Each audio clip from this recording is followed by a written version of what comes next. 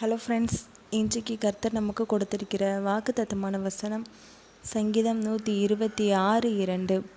நம்முடைய வாய் நகைப்பினாலும் நம்முடைய நாவு ஆனந்த சத்தத்தினாலும் நிறைந்திருந்தது. அப்பொழுது கர்த்தர் இவர்களுக்கு பெரிய காரியங்களை செய்தார் என்று புறஜாதிகளுக்குள்ளே சொல்லி கொண்டார்கள். ஃப்ரெண்ட்ஸ், நம்ம இப்போ இந்த வசனத்தின் மூலமாக ஒரு கதை கேட்டு தியானிக்கலாமா? ஷர்மி எப்போதும் போல் தன்னுடைய கல்லூரிக்கு வேகமாக கிளம்பி போய்கிட்டு இருந்தா. அந்த நேரத்தில் சின்ன சின்ன குழந்தைகளை அங்கே வெளியில் பார்க்க நேர்ந்தது.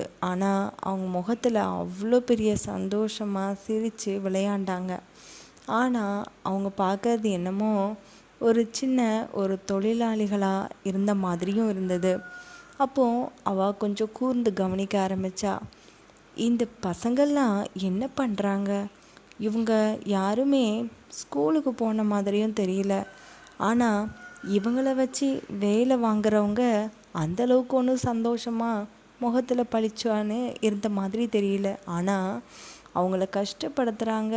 ஆனால் அந்த பிள்ளைங்களுக்கு ஒன்றுமே தெரியாமல் இவ்வளவு ஆனந்த களிப்பாக சிரிக்கிறாங்களே, இது எப்படி?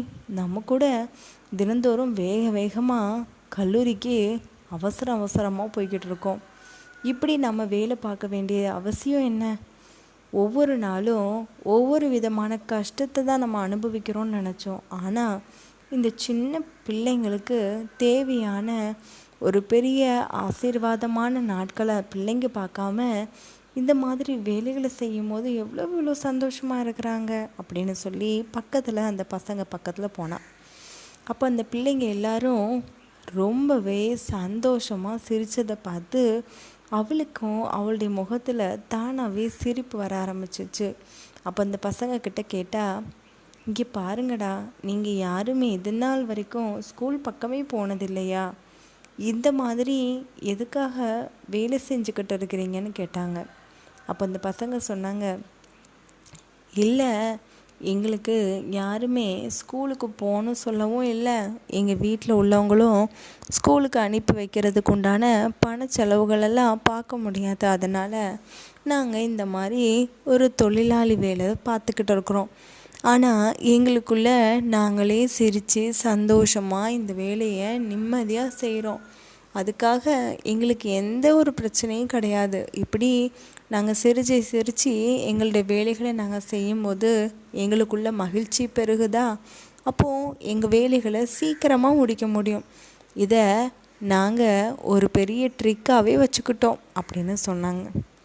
இது கேட்டதுமே ஷர்மிக்கு ரொம்ப பெரிய அதிர்ச்சியாக இருந்தது. என்னங்கடா இவங்க சின்ன பசங்களாக இருக்கிறாங்க, ஆனால் எவ்வளோ பெரிய ஒரு பரந்த மனமும் பேசுகிறாங்களேன்னு யோசிச்சுக்கிட்டு தன்னுடைய வேலைக்கு திரும்ப அவசரமாக புறப்பட்டு போனான். ஆனால் எப்போது போல் முகத்தை இறுக்கமாக வச்சுக்காம கொஞ்சமேனும் சிரித்த முகத்தோட அன்னைக்கு அந்த நாளில் கல்லூரிக்கு போனான். அப்போது அங்கே இருக்கிற எல்லா ஸ்டாஃபும் கேட்டாங்க, என்ன ஷர்மி முகம் இன்றைக்கி ரொம்ப பிரகாசமாக இருக்குது, எதுவும் பியூட்டி பார்லர் எதுவும் போனீங்களா என்ன அப்படின்னு சொல்லி அவங்கக்கிட்ட கேட்டாங்க. அப்போ ஷர்மி சொன்னால், ரொம்ப நம்ம அழகாக இருக்கணும்னு நினச்சி இந்த மாதிரி செலவு செய்கிறதுக்கெலாம் அவசியமே இல்லை. கொஞ்ச நேரம் அழகாக சிரித்தாலே போதும்னு நினைக்கேன், தானாகவே நம்ம ஜொலிச்சிருவோம் அப்படின்னு சொல்லி அவள் அந்த இடத்த விட்டு கிளம்பி தன்னுடைய வேலைகளுக்காக ஆயத்தமானா. இதை கேட்ட எல்லாருமே ரொம்பவே பூரிப்பாயிட்டாங்க. ஷர்மியா இப்படி பேசுறது? எப்போவுமே இறுக்கமான முகத்தோடையும் கோபமான வார்த்தைகளையும் பேசிக்கிட்டு இருந்த ஷர்மி இப்போ அழகாக புன்னகைக்கிறாளே, ஆனால் அதுவே அவளுக்கு அவள் முகத்தில் ப்ளஸ்ஸாக இருக்குது, ரொம்பவும் அழகாகவும் தெரியுது. இது எல்லாமே கடவுள் தான் அவகிட்ட கிரியை செஞ்சுருப்பாங்களோ என்னமோ தெரியலையே அப்படின்னு பேசிக்கிட்டாங்க. இதை கேட்ட ஷர்மிக்கும் ரொம்ப சந்தோஷம். கண்டிப்பாக இது கடவுளோட கிரியைகள் தான் அப்படின்னும் ஷர்மிக்கு புரிய வந்தது. இது எல்லாத்துக்கும் காரணம் நம்மளுடைய குடும்பத்தார்கள் தான். ஏன்னா அவங்க எல்லாரும் நம்மளுடைய இறுக்கமான இந்த முகத்தை பார்க்க முடியாமல் கர்த்தர்கிட்ட கேட்டு நம்மளுடைய அழகான ஒரு முகத்தை புன்னகையாக மாற்றிக்கிட்டாங்க. இது எல்லாத்துக்கும் காரணம் தன்னுடைய குடும்பமும் தன்னுடைய கடவுளும் தான் சொல்லி கர்த்தருக்கு நன்றி சொல்லி இதே மாதிரி சிரிப்போட தன்னுடைய வாழ்க்கையை கடந்தாங்க. அதுக்கப்புறம் அவங்களுக்குள்ள பெரும் மகிழ்ச்சியும் உண்டாக ஆரம்பிச்சிச்சு. கர்த்தரும் அவங்க மூலமாக மகிமைப்பட ஆரம்பித்தார். ஃப்ரெண்ட்ஸ், இந்த கதையை கேட்டிங்களா? இதே மாதிரி நம்மளுடைய முகமும் ரொம்பவே அழகாக இருக்கிறதுக்காக எந்த விதமான செலவும் செய்ய வேண்டாம்.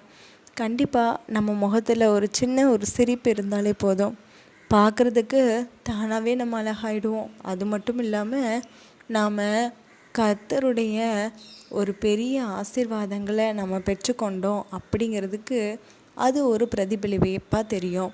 அதனால் கர்த்தர் நமக்கு இந்த மாதிரி ஒரு பெரிய காரியங்களை செஞ்சுருக்காங்க அப்படின்னு புறஜாதிகள் நம்மளை பற்றி பேசுகிறதுக்கு இந்த புன்னகை ஒரு பெரிய காரணமாக மாறும். கர்த்தர் உங்களை ஆசீர்வதிப்பாராக.